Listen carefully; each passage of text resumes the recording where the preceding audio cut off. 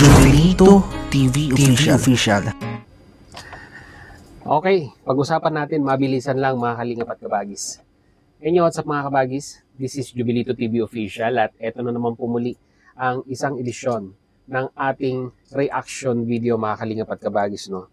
So ngayon, huwag na nating pahabain. Ako'y magbibigay lamang po ng aking opinion, no? At payo na rin po mga kalingap at kabagis sa mga kapwa ko po reactors regarding po sa mga dapat nating panghawakan, no? Pag tayo po ay nagla-live streaming mga kalingap at kabagis, no?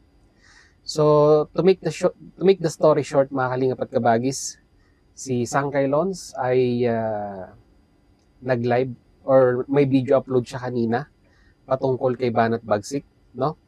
Na di umano ay isa daw pong bayarang reactor, allegedly.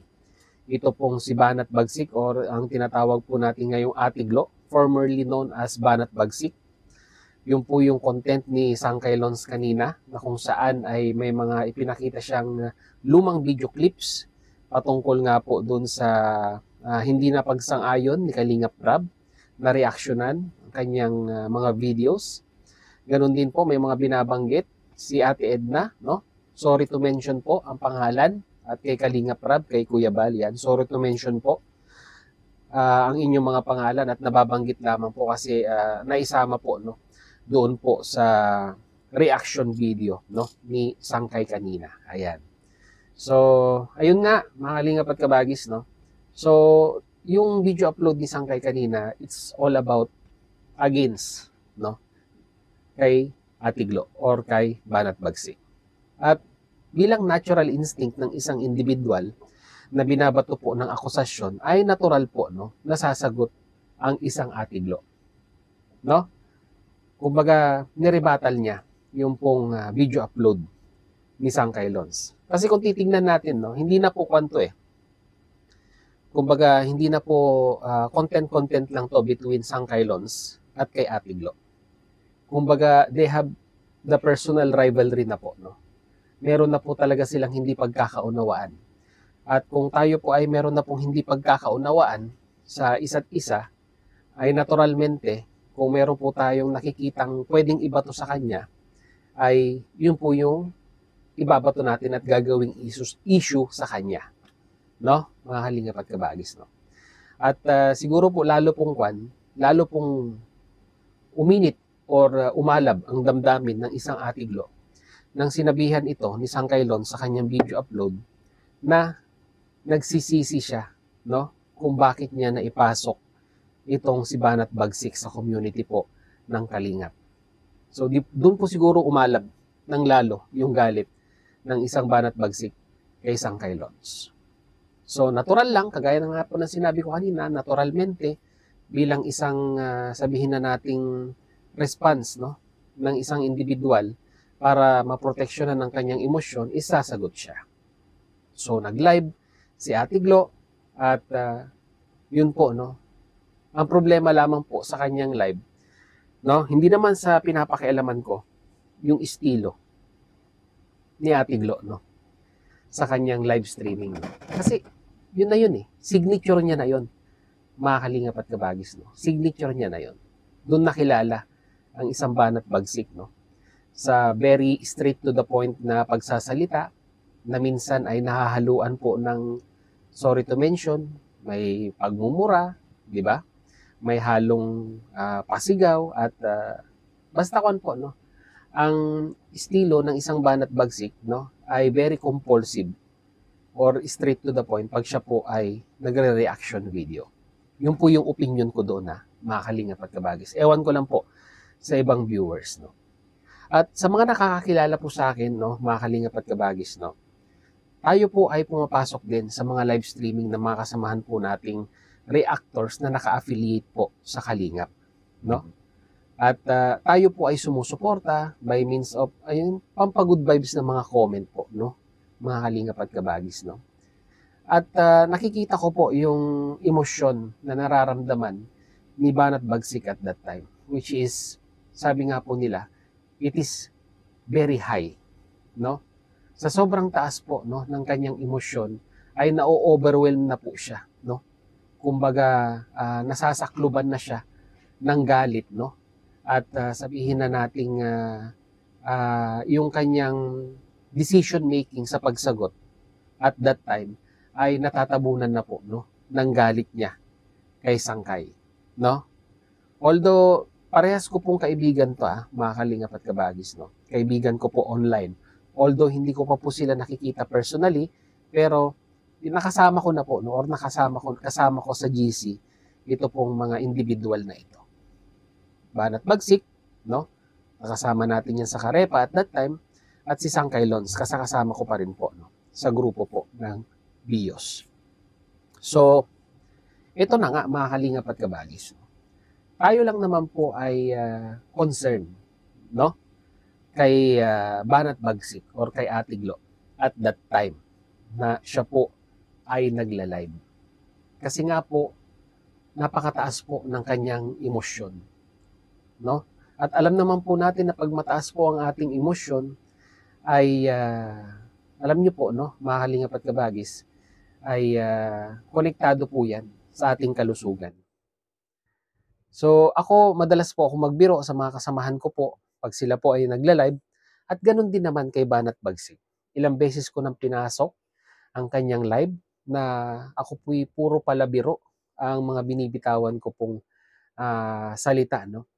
At to ease the tension at that very moment, mga kalingap at kabagis, no, ay ginawa ko po ang aking natural na paglalambing kay Banat Bagsik, no. Tinanong ko lang siya, mga kalingap at kabagis, kung nakainom na siya ng kanyang maintenance. Isang sabihin na nating literal na pabirong pagtatanong. Kasi karamihan po sa mga kapwa ko po reactors ay alam na po ang ibig sabihin pag tinatanong kayo ng nakainom na ng maintenance, especially kung ang topic po ninyo ay medyo mainit or kung tayo po ay nagre-rebuttal na medyo mataas na po ang ating emosyon. Kaso nga lang po, mga kalingap at kabagis, kagaya ng sinabi ko kanina, na overwhelm na po si Banat Bagsik ng kanyang nararamdaman. Na ultimo yung comment ko pong yun ay sabihin na nating nagkaroon ng negative na impact sa kanya. Na tayo pa po ay napagsabihan na ni Banat Bagsik ng sabihin na nating siguro po yun na po yung matagal na nilalaman ng kanyang damdamin. Kumbaga, nagkaroon na lang ng pagkakataon na lumabas dahil nga po doon sa pabirong komento natin, na which is wala naman pong masamang intensyon si Jubilito TV official. At may mga binanggit na rin po siya na minsan daw po ay tayo din daw po ay bias, na nag-a-assume lang daw po tayo po ay neutral lang, pero minsan daw po ay nakakaramdam siya na tayo po ay bias sa ating mga reaction videos. Which is, hindi ko po tatanggalin sa kanya yun. Kasi opinion niya yun mga kalingap at kabagis. No? Opinion niya yun kung yun po yung kanyang interpretasyon sa aking mga reaction videos. No? At wala po akong karapatan na sabihin na nating mag-disagree sa kanya. Na sasabihin kong hindi ako ganyan mag-reaction. Kasi, kagaya ng sinabi ko, mga kalingap at kabagis, opinion niya yun. At bawat opinion ng mga viewers ko at mga subscribers ko, kahit hindi ko po supporters, ay nire-respeto ko po yan. No? Mga kalingap at kabagis. No? Kaso nga lang po, ang nakakalungkot, ito nga po, mga kalingap at kabagis. No? Masyado na po siyang natabunan or na-overwhelm ng kanyang feelings nung siya po ay nagla-live. Na ultimo, mga kalingap at kabagis, mga regular niyang viewers ay masasabi po nating inaway niya na sa kanyang comment section. Nang dahil lamang po sa pagre-rebuttal niya dito po kay Sangkay Lons. Hanggang sa akin lang, no, mga kalingap at kabagis, no, pag tayo po ay nakakaramdam ng ganong feeling, pag tayo po ay nagla-live, no, maano man lang sanang, di ba, teka lang, upo muna ako, hinga ng malalim at pag-isipan yung mga bagay-bagay. Sabi ko nga po, meron po tayong kasabihan that when the emotions is high, ang kadugtong po niyan is intelligent is low. Pero ako po, iibahin ko po yan, mga kalingap at kabagis. Doon po sa nangyari sa live ni Banat Bagsik, when the emotion is high, is na-overwhelm po tayo ng ating feeling to the point na yung judgment natin is nagiging kwan na po, naka-cloud na po ng negativity ang ating judgment, ang ating response sa mga viewers to the point na hindi mo na ma-distinguish na yung sinasagot mo sa live section mo or sa comment section mo during your live is supporters mo pala or sinusuportahan ka. Kagaya na lang po ng ginawa ko kanina to ease the tension of Banat Bagsik is napag-comment po tayo ng sideway na pabiro. Yun nga lang po, mga kalingap at kabagis, ay minasama ni Banat Bagsik yung pong ating comment. Na kung saan yung naging negative comment niya doon sa ikinoment ko ay nadugtungan pa ng mga itinatago niyang sabihin na nating negative na opinion sa pagre-reaction ko. No? At pati po mga ibang reactors ay nadamay na rin. Kasi nilahat niya na lahat daw po kaming mga reactors na gumagawa ng content sa Kalingap ay bias. At siya lang naman daw po, Siya lang naman daw po ang may guts, na magsalita patungkol sa mga issue na idinidiscuss niya. Hanggang sa akin lang, wala akong pakialam sa mga issue na ipinaglalaban ninyo. As long, na kaya nyong patunayan sa mga viewers yung mga pinagsasabi ninyo, doon ako sasaludo sa inyo. Pero kung hanggang kwento lamang yung mga pinagsasabi ninyo sa social media, na hindi ninyo nilalakipan, na hindi ninyo nilalakipan ng pruweba, ng ebidensya, na makapagpapatunay sa inyong mga statement, para sa akin po, content lang yan. Content lang yan. Hindi sa dinadown ko si Sangkay at si Banat Bagsik. Pero yung mga pinaglalaban ninyong dalawa, 'di ba? Nagbabatuhan kayo ng akusasyon. Maglatag kayo, Maglatag kayo ng ebidensya, kay Sangkay, You're accusing Banat Bagsik na bayarang reactor. Ilatag mo yung ebidensya mo na makapagpapatunay na itong si Banat Bagsik ay isang bayarang reactor. 'Di ba? At least, yung accusation mo kay Banat Bagsik ay may pruweba. At ganun din kay Banat Bagsik or kay Atiglo. Kung may katibayan ka na magpapatunay na ganun din si Sangkay, ilatag mo. Pakita mo sa mga viewers. At kung nagpakitaan kayo ng mga ebidensya ninyo, doon ako sasaludo sa inyo. Pero hanggang sa puro lang po sabihin na nating accusation, batuhan, without liable ng mga pruweba, hanggang sa akin yan, ang interpretasyon ko dyan, content lang yan.